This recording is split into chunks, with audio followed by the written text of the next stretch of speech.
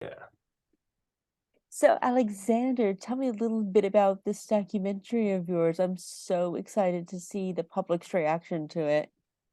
Thank you. Yeah. This was something that kind of fell into my lap, and we started this project as a birthday video to Beth, who's Evan's mom, and her husband Paul Burns kind of came to us with this idea. He said, I think we should get Beth's friends to tell the story of Beth's journey with Evan, and use this as sort of a thank you to her, so that she feels seen and recognized for all the work that she's done.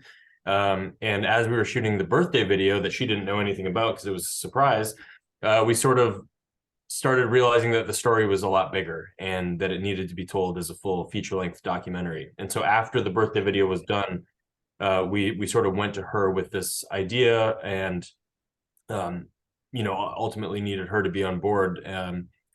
And she was all for it. So we kind of started the process. I guess it was kind of early 2021, filming this, and yeah, just it all sort of organically unfolded, and I had no expectations, and I've never made a documentary before, so this was a learning experience for me. So, tell me a little bit about Beth and Evan. Yeah, Is Evan. Evan? Okay, so tell me a little bit about their story and how this came to be as a documentary. Yeah, so Beth and Evan, I met them through the South Arkansas Art Center in El Dorado. Beth was the executive director at the Art Center for some time, and I got to know them from doing plays at the Art Center as a high school kid. I auditioned. I remember auditioning for my first summer musical in my karate uniform, and I sang "Twinkle Twinkle Little Star," and that was my first play at the Art Center. So I got to know Beth through that, and I didn't really know a whole lot about their story until we started filming this. I knew a little bit, but I think kind of like most people in the community of El Dorado, I didn't know the full story, and so this documentary was as much a discovery process for me as it was a tribute to the work that Beth and Evan had done. Incredible. And now, what was the biggest challenge about making this film as a whole? Because the documentaries, you're telling a true story, obviously. How do you do that and keep the respect of the subject to the story?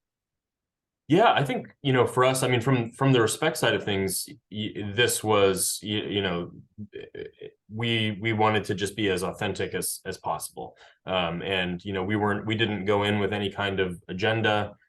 We just wanted to see how the story unfolded, and ultimately Beth and Paul had total, they were part of the creative process from pre-production through filming through post-production. So we kept them very looped into the process the whole time.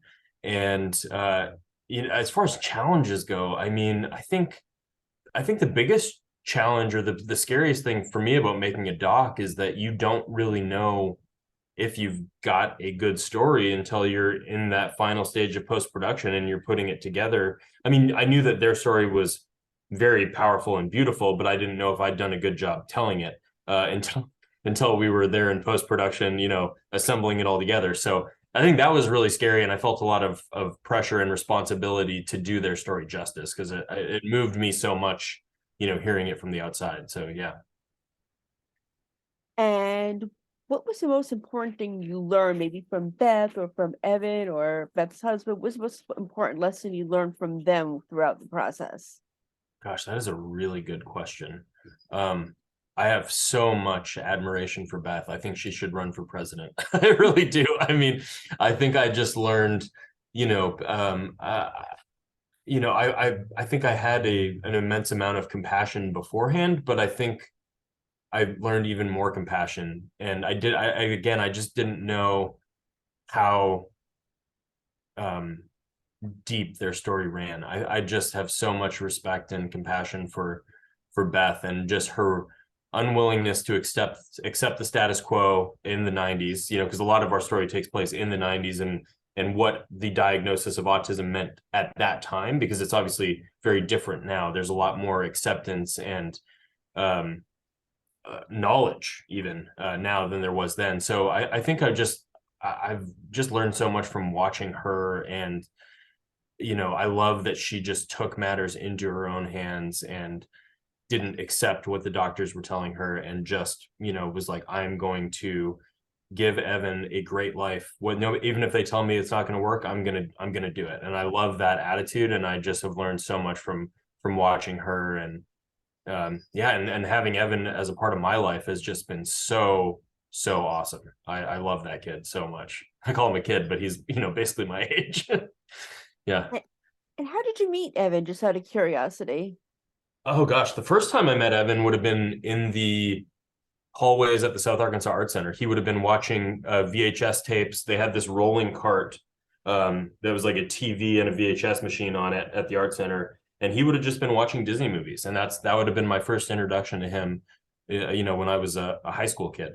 And my sister would have known. My sister was actually in school with Evan, so she would have known him through school. But my introduction to him would have been through that, and then I really got to know him through the making of this movie and got to spend a lot of time with him, and that has been just awesome. Every time he sees me or Paul Peterson now, he'll say movie star, come up, give me a big hug, and to me that means he's happy to see me, and I'm just thrilled by that. I like that. That's really sweet. I really like that story. And how do you think people's view of autism has changed from the 90s, what you learned filming this, to now?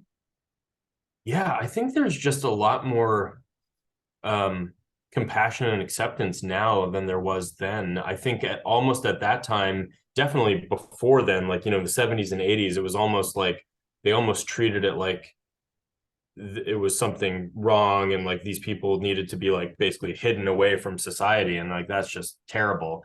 And I think in the 90s there was a little bit more understanding, and certainly Temple Grandin brought a lot of awareness and spotlight to what autism is.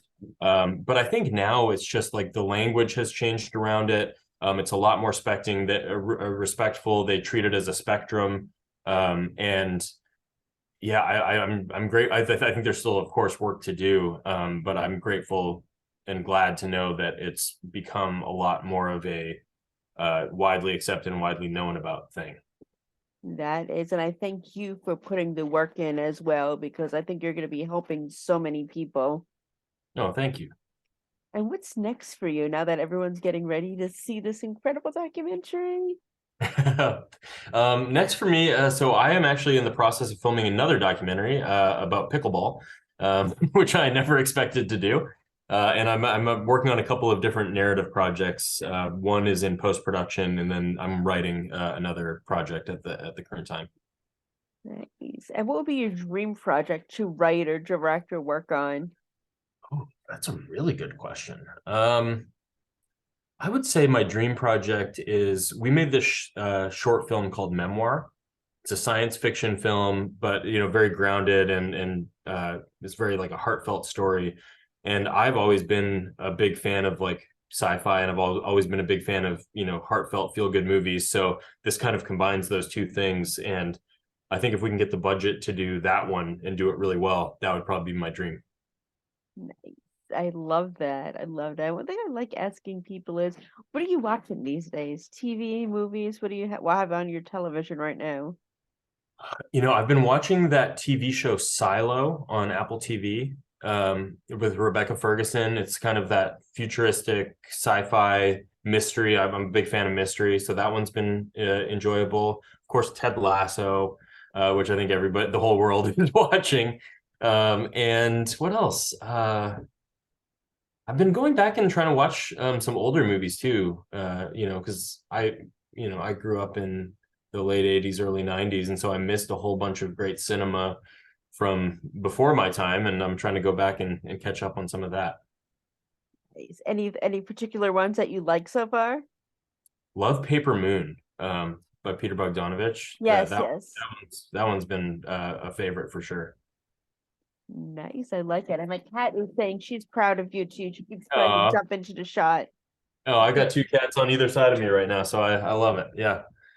Nice. I love it. And what else can you say about this film before I let you go that you want everyone to know? Or is there a particular scene you're looking forward to everyone seeing?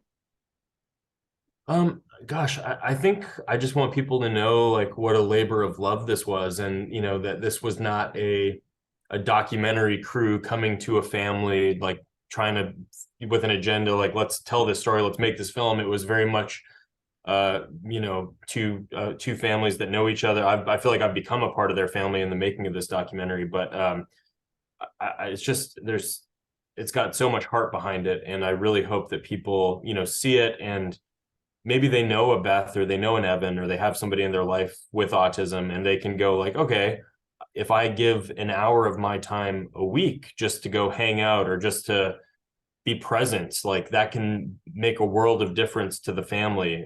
You know, you don't have to move mountains for people. You can do a little bit by just donating a couple hours a week, you know. And I hope people see that, and maybe that motivates a few people to take action and be a part of somebody's life, and make their lives better. That is so incredible and so beautiful. Thank you so much. Thank you for taking the time. I appreciate you. I'm proud of you, and I can't wait to talk again soon. Thank you so much. Really, really nice chatting with you. Likewise, we'll talk again soon. All right. Bye. Thanks. Bye.